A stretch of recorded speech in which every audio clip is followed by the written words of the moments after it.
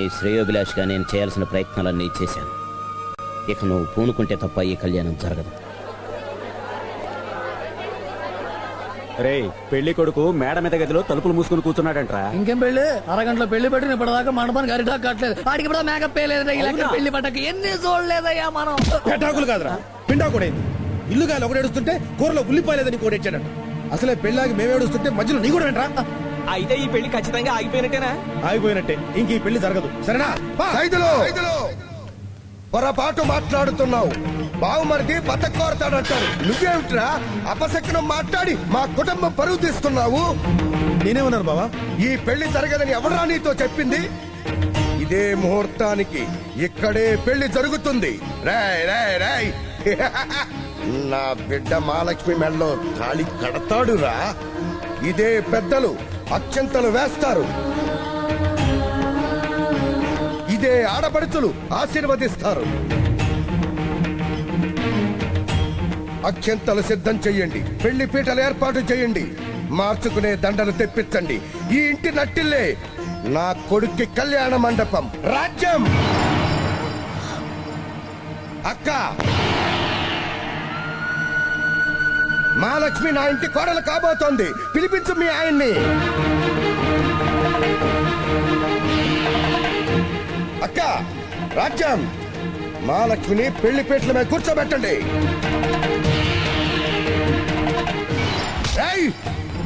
నువ్వు మహాలక్ష్మి మొగుడు అయితే ఎంతమంది ప్రేమలు నీకు దక్కుతాయి. లేకపోతే ఏ ఒక్క ప్రేమ నీకు దక్కదు. బలవంతంగా తాళి ఎలా కట్టిస్తారండి?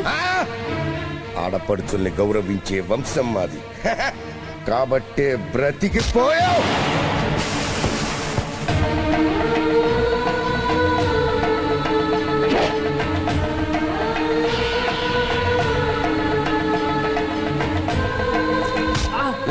నాన్నగారండి, మహాలక్ష్మి మెడలో తాళి కట్టరా. విమూర్తులు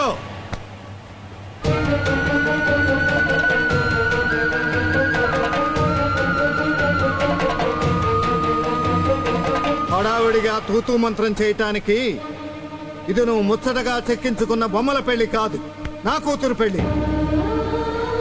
నువ్వు బలవంతంగా నీ కొడుకు చేత వేయిస్తున్న 3 ముళ్ళు నా కూతురు జీవితానికి పీట ముళ్ళు అవుతాయి.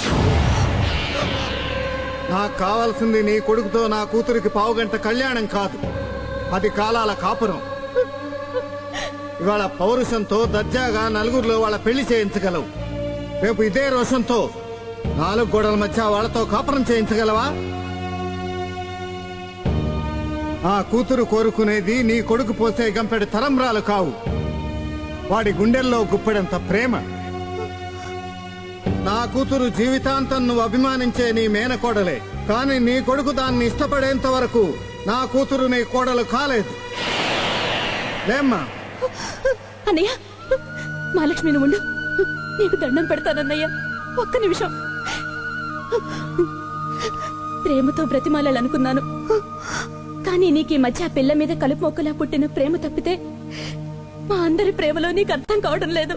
నీ కాళ్ళు పట్టుకుంటాను.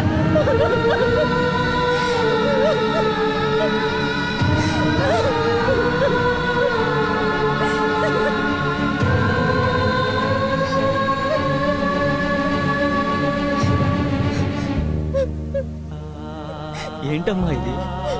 అమ్మని కాదు, అడుక్కునేదాన్ని అనుకుని దానం చేయరా. కనీసం మేం కన్ను మూసేంత వరకైనా మా బంధుత్వాల్ని బంధాల్ని మాకు దానం ఇవ్వరా.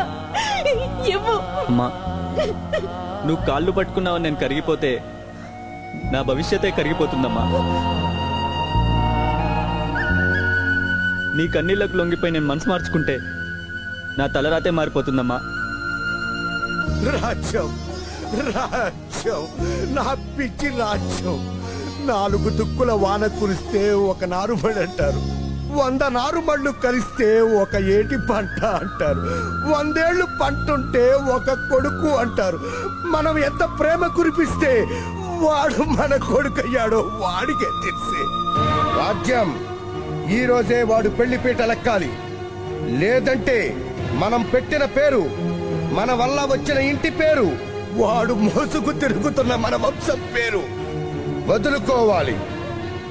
కాబట్టి ఈ క్షణంలోనే వాడికి ఇల్లు ముఖ్యమో వాడి ప్రేమ ముఖ్యమో తెలుసుకోమని చెప్పు రాజ్యం చెప్పు.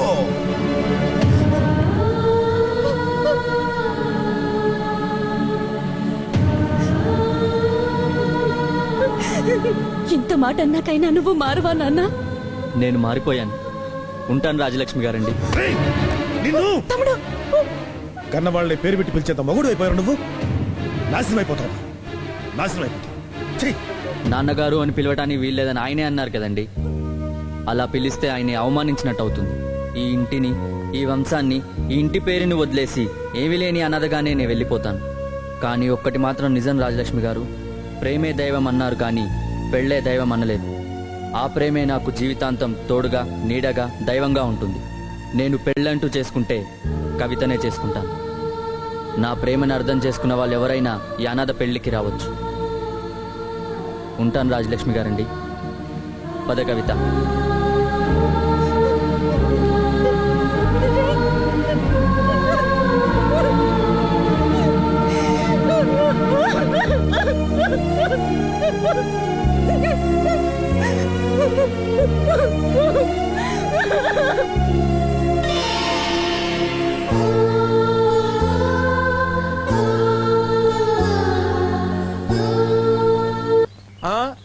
కిష్టో ఎవరు వస్తున్నాడో చూడు.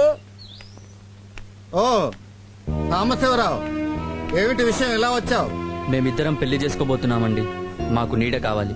ఈ 2 రోజులు మీ ఇంట్లో గాని మీ పంచలో గాని మేమిద్దరం ఉండొచ్చా అండి? వైనాట్? నువ్వే కాదు, మీ అత్తింటి వాళ్ళు మొత్తం మా ఇంట్లో ఉంటామన్నా నాకేం అభ్యంతరం ఉండదు. నేనే కాదు, మా ఆవిడ నా కూతురు కూడా కాదన్ను. మహాలక్ష్మి, కవితని లోపల తీసుకెళ్ళు. సారు, నీ బిడ్డ పెండ్లి చెడగొట్టినా గాని మమ్మల్ని తుక్కడే చేసి గోదాట్లో వేయకుండా అడిగిన వెంటనే షెల్టర్ ఇచ్చినవంటే నువ్వు మామూలు కదయ్యా. మంచి దిల్లున్న మనిషి.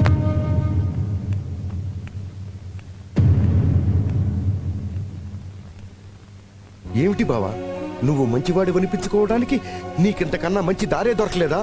మధ్యలో మీ బావేం చేశారా? కరెక్టే, మీ ఇద్దరు దేవతలు. మిమ్మల్ని అర్థం చేసుకోవడానికి మీలాగా దైవశక్తి నాలో లేదుగా.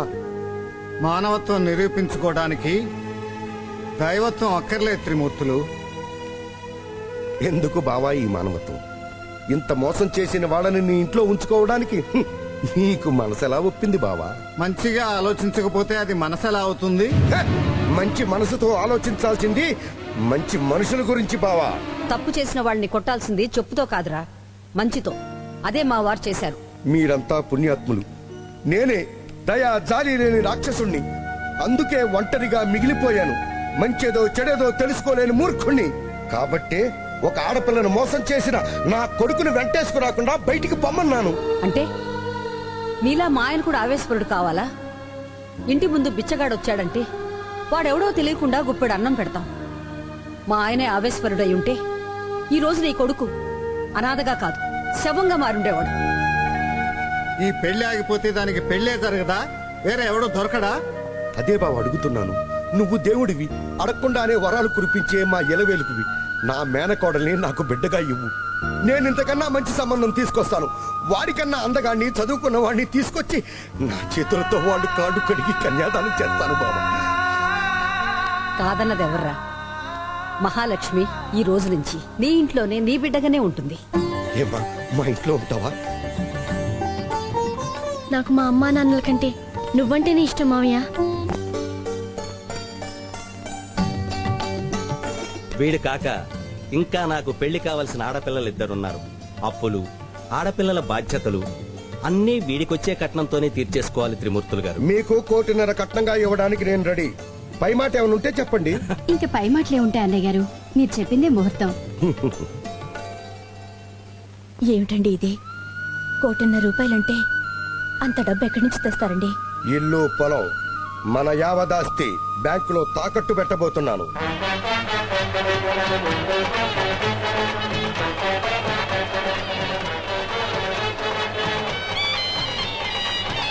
నమస్కారం అండి, బాగున్నారా? కూర్చోండి. నమస్తే.